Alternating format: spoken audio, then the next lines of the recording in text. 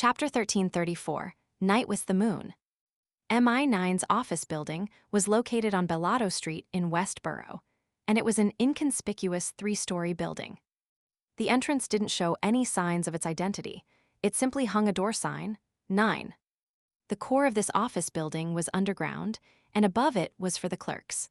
Of course, most of the Beyonders who were under MI9 wouldn't go underground for no reason. The environment there wasn't good, and the atmosphere was oppressive. It was possible that an accident could happen due to the failure to watch over a sealed artifact. Zio was now the deputy team leader of the National Security and Counterespionage Team.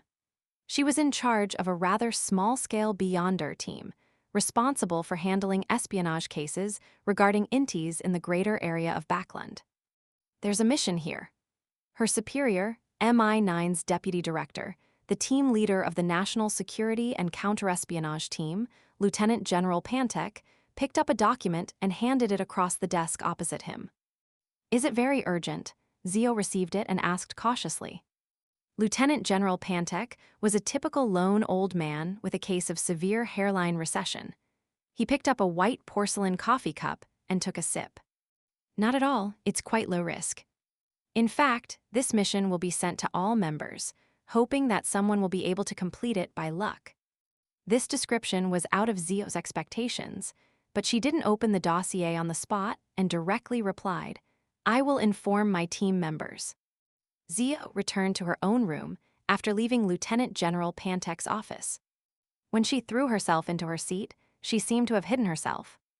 Zio quickly browsed through the documents in her hand and roughly understood why the deputy director said that. The Utopia that needed investigation didn't seem to be anywhere in the northern and southern continent, nor were there on any of the known islands in the 5 seas. In the past 2 weeks, many people had entered the so-called Utopia, but the way they entered was completely different. Some entered from the Berserk Sea's Sanya sea waters, arriving by a terrifying storm. Some were midway on a railway that led from Daisy Bay to Backland. Due to a heavy storm, they had been delayed and stopped at the city. Others were in Civalaus County, and they entered because they were lost. Up to now, no one has been affected by the damage or mentally influenced. It's no wonder Deputy Director Pantek said that the danger level is very low. Also, there's no way to conclude the rules regarding the case, making it difficult for one to find the true location of Utopia. Therefore, there's no way for them to send people in to investigate.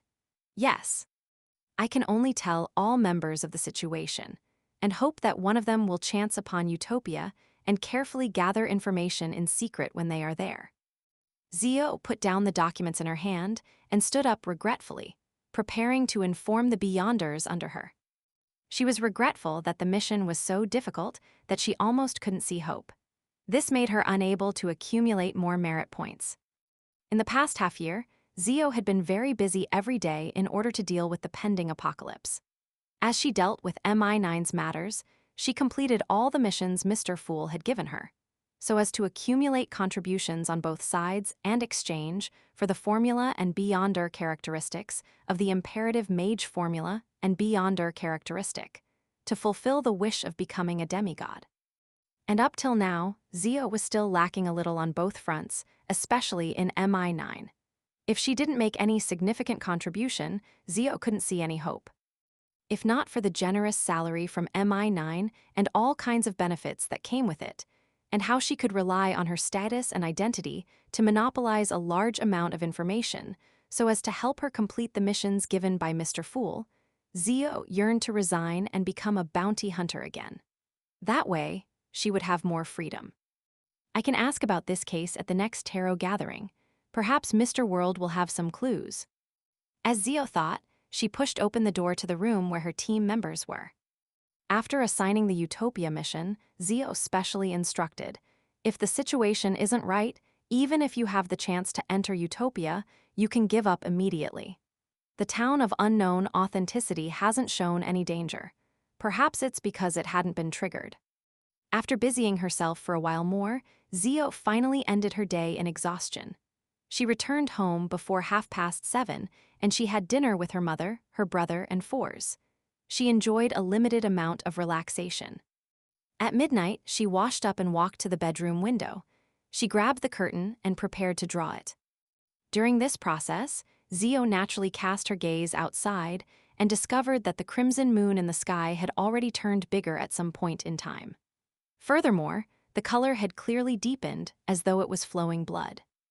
Blood moon. Zio suddenly turned her head and looked next door in concern. She was a little worried about her good friend's condition. However, she quickly recalled that For's was a sequence 4 demigod and no longer feared the effects of the full moon ravings. In the room next door, For's was lying in bed, taking in the blood moon outside.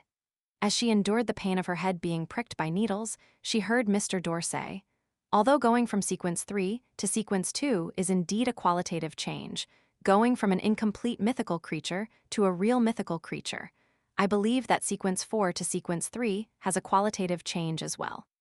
It can even be said that sequence 3 is the best level in a Beyonder pathway. At this level, there is no need to rely on external forces to resist the madness and the inclination towards losing control. There is no need to endure the torment every second and minute. They will also possess Beyonder powers that completely exceed that of an ordinary person. They will be more godlike than they are human. Furthermore, they can obtain a small number of anchors and stabilize their mental state. If not for the fact that most sequence 3 Beyonders don't have long enough lives, with it being difficult for them to live to more than 500 years old, I believe there won't be many saints who have the motivation to advance to an angel." Yeah, Fors nodded, indicating that she had already understood. At the same time, her forehead twitched slightly and she yawned secretly. She was already a little accustomed to the pain from her direct conversation with Mr. Dorr. Mr. Dorr continued, "The apprentice pathway's sequence 3 is Wanderer. This means that the spirit world can no longer trap you. You can enter the cosmos, travel the astral world, head to different planets, and see true dead silence, true barrenness, true magnificence, and completely different civilizations. Only after experiencing it for yourself will you understand how insignificant the world you live in is." Mr. Dorr briefly explained his experiences as a showcase of the magnificence and beauty of the cosmos, displaying the stateliness and charm of different civilizations. This made Fors fall into a trance. If not for the sharp, throbbing pain in her head still reminding her, she would have even forgotten that the speaker was a dangerous king of angels. "As long as you help me escape, I'll give you the potion formula and Beyonder characteristic of a wanderer and help you complete the ritual. Of course, this can be paid in advance." At the end of the full moon ravings, Mr. Dorr gave another promise. "It really makes me look forward to it," Fors marveled sincerely. When Mr. Dorr's voice gradually weakened and disappeared, Fors suddenly pulled out the pillow at her waist and lay down. In less than 3 minutes, she fell asleep in peace.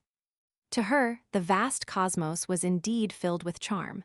However, it also contained the danger of being corrupted just from knowing about it. She had no motivation to explore it. "I'll consider it after touring all the places in the northern and southern continent and the 5 seas." In her sleep, Fors muttered almost silently to herself. At that moment, the blood-red moon outside the window had already faded. It returned to a light crimson color and wasn't full. A huge blood-colored moon hung on the edge of the cliff, illuminating the swamp below. The swamp was dark red and constantly bubbling, as though lava was boiling at the bottom of it. At a glance, there was no end to the swamp, like a vast ocean. Puh! A stone fell from the edge of the cliff and into the swamp. In the next second, a bubble appeared and silently burst, producing a blood-stained infant. The baby staggered, swam towards the cliff, and attempted to climb up. Puh! The stone beneath Emlin White's feet shattered as he fell off the cliff and into the swamp. This sanguine Earl suddenly jolted awake from his dream. He looked around in horror and confusion. After confirming that this was his room, where there were many extremely familiar dolls of different sizes, Emlin slowly exhaled and said to himself with a rather solemn expression, "That dream wasn't simple." As a shaman king, he had a good understanding of a dreamscape. Could this be the so-called divine revelation? But I didn't receive any revelations. Emlin thought for a few seconds but couldn't come up with an answer. Then, he decided to ignore the problem and prepare to ask Father Atravsky when he had the time. The incomplete moon that had its blood-red colors, faded, illuminated the garden of the Cathedral of Waves. Alger reached out his hand to grab the note, delivered by the gale, and read it. Verdu is looking for a pirate ship or a smuggling ship to Banzi. Banzi Harbor had yet been rebuilt, and there were no liners from all over the world that headed there. Verdu, who treasured his limited teleportation opportunities, could only rely on extremely normal methods. Head to Banzi. Alger immediately frowned. He knew what Banzi meant, but he didn't understand why Verdu wanted to go to Banzi. There should be nothing there. No, even if the church has leveled Banzi, there's still something abnormal about it. Furthermore, the church didn't investigate what problems Banzi had hidden in the past. As a cardinal, Alger was qualified to read through some confidential documents, including the records of the actions that the Church of the Lord of Storms had done when dealing with Banzi. In addition, he had also learned more from Mr. Fool and the World Jayaman Sparrow. After some thought, Alger quickly came to a decision. He planned on getting his shadow guard to arrange a pirate ship for Verdu. In this aspect, Alger knew many key people to aid him. It didn't need him to show his face in person or use his name. Of course, smuggling ships in the Rørsted archipelago were often equivalent to pirate ships.